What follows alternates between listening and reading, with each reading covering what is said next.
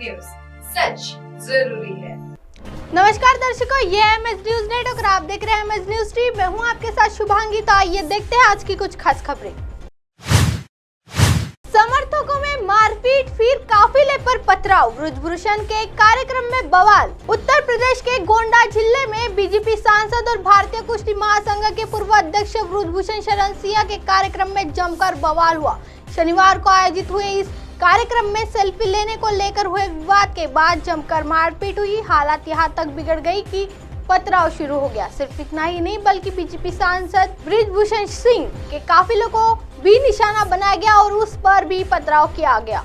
दरअसल ब्रजभूषण शरण सिंह के समर्थन में पहुंचने दो प्रधान समर्थकों को बीच सेल्फी को लेकर विवाद हुआ। सेल्फी पर विवाद देखते ही इतना बढ़ गया कि ब्रजभूषण के समर्थक दो गुट आपस में भिड़ गए। शुरुआती नोकझोंक से शुरू हुआ झगड़ा बड़े बवाल में बदल गया। समर्थकों के बीच जमकर पथराव चले और ब्रजभूषण शरण सिंह के काफिले पर समर्थकों ने पथराव किया। गनीमत ये रही कि बीजेपी सांसद को चोटें नहीं आई और वह सकुशल बचकर निकले। ब्रजभूषण को छोड़ना पड़ा कार्यक्रम। मिली जानकारी के मुताबिक कटरा बाजार विधानसभा के बरबट में बीजेपी अल्पसंख्यक मोर्चे का कार्यक्रम आयोजित किया गया था। इस कार्यक्रम में शिरकत के लिए खुद ब्रजभूषण शरण सिंह पहुंचे थे, लेकिन सेल्फी को लेकर हुए विवाद की वजह से बीजेपी सांसद को कार्यक्रम छोड़कर जाना पड़ा। बताया जा रहा है कि वो इस हमले के बचकर निकले। इस पूरी घटना का वीडियो भी सामने आया है, जिसमें देखा जा सकता है कि किस तरह सांसद के समर्थक एक दूसरे पर पथराव कर रहे हैं। वीडियो में कार को भी गुजरते हुए देखा जा सकता है। आइए बढ़ते हैं अगली खबर की ओर।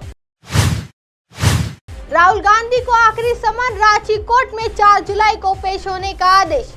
रांची, कांग्रेस के पूर्व अध्यक्ष राहुल गांधी मुश्किलें कम नहीं होने का नाम नहीं ले रही है। मोदी सरनेम को लेकर टिप्पणी से जुड़े मामले अब रांची कोर्ट ने उन्हें 4 जुलाई को व्यक्तिगत रूप से पेश होने का आदेश दिया है। कोर्ट की ओर से कांग्रेस नेता को जारी यह आखिरी समन है। ऐसे में अगर वह इस बार भी पेश नहीं होते हैं तो उनकी मुश्किलें और बढ़ सकती है। दरअसल इस मामले में प्रदीप मोदी नामक व्यक्ति से राहुल गांधी के खिलाफ मानहानि का मुकदमा दर्ज कराया है, जिस पर रांची के एमपी एमएलए कोर्ट में सुनवाई हुई। कोर्ट इस केस में राहुल गांधी को व्यक्तिगत तौर पर पेश होने से छूट देने की याचिका को पहले ही खारिज कर दिया था। राहुल गांधी के वकील ने कोर्ट से मांगा 15 दिन का समय। ऐसे में राहुल गांधी के वकील ने कोर्ट से 15 दिन का समय मांगा, जिस पर कोर्ट ने राहुल गांधी को आखिरी समन जारी करते हुए 4 जुलाई को व्यक्तिगत रूप से पेश होने का निर्देश दिया है।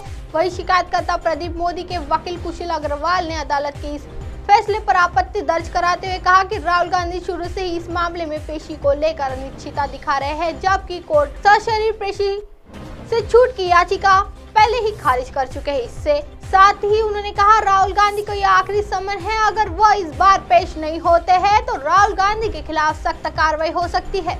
आइए बढ़ते हैं अगली खबर की ओर। कौन है कर्नाटक से कांग्रेस के इकलौते सांसद सुरेश, जिन्होंने लोकसभा चुनाव को लेकर दिया बड़ा बयान।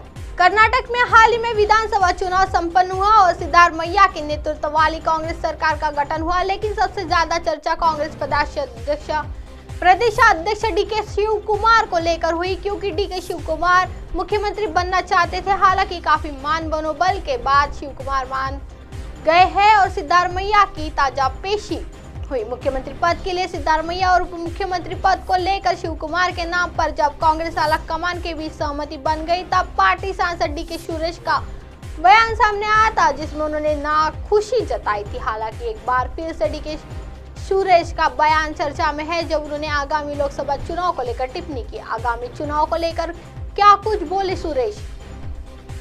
कांग्रेस सांसद डीके सुरेश ने कहा कि उन्होंने 2024 को लोकसभा चुनाव लड़ने का अभी फैसला नहीं किया है। हालांकि उपयुक्त उम्मीदवार मिलने पर वह उनका समर्थन करने के लिए तैयार है। डीके सुरेश के इस बयान के बाद राजनीतिक हलकों में चर्चा शुरू हो गई है। क्या डीके शिव कुमार आगामी चुनाव लड़ेंगे या फिर नहीं। हालांकि पहले भी वो कई मौके वैसे बयान दे चुके हैं। कौन है डीके शिव कुमार। डीके शिव कुमार का नाम सक्रिय राजनीति में पहली बार साल 2013 में सुनने को मिला था, जब वह पूर्व प्रधानमंत्री एचडी देवेगौड़ा के बेटे और पूर्व मुख्यमंत्री